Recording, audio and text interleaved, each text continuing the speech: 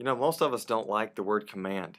Commands seem a little bit intrusive, maybe even a little oppressive. We're adults, right? We don't need to be told what to do. But when I come to the Bible in Exodus chapter 20, there's a set of commands that are most famous. They're called the Ten Commandments. And what's interesting is that when God wrote the Ten Commandments on tablets and He gave them to His people, here's what He said. He said, I want these words that I'm commanding you today to be on your hearts. In other words, God said, I want these things to be etched onto the fabric of your life. I want you to know them, I want you to obey them, and I want you to enjoy them. Now that's kind of interesting because most of us in our culture, we know about the Ten Commandments, but we don't really know the Ten Commandments, do we? In fact, I'll bet right now if you stop this video and you took out a piece of paper and a pen, I bet you couldn't write down all 10 of the Ten Commandments. Try it and see. I bet you can't do it.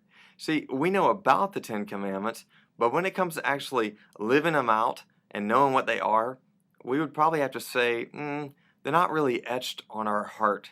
They're just kind of like something over there that we know we're supposed to do, but we really don't even know what it is. Well, we started a brand new series this week called Etched. And what we're trying to do is take a look at these Ten Commandments one by one to see what they have to do with our lives, if they're even relevant anymore. And I'm excited about this series because I know that in the process, your life is going to be changed and my life is going to be changed.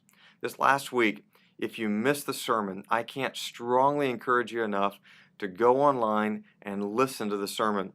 What we discovered is that the Ten Commandments are not there as our enemy, but they're there as our friend. In fact, we discovered that the Ten Commandments are not meant to break our backs with rules.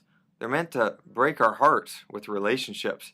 Some of us, we view the Ten Commandments as very oppressive, a list of things that we shouldn't do that kind of gets in the way of our lifestyle. I want to encourage you to go online and listen to what we discovered last week, that the Ten Commandments were there to help us love God and to love other people.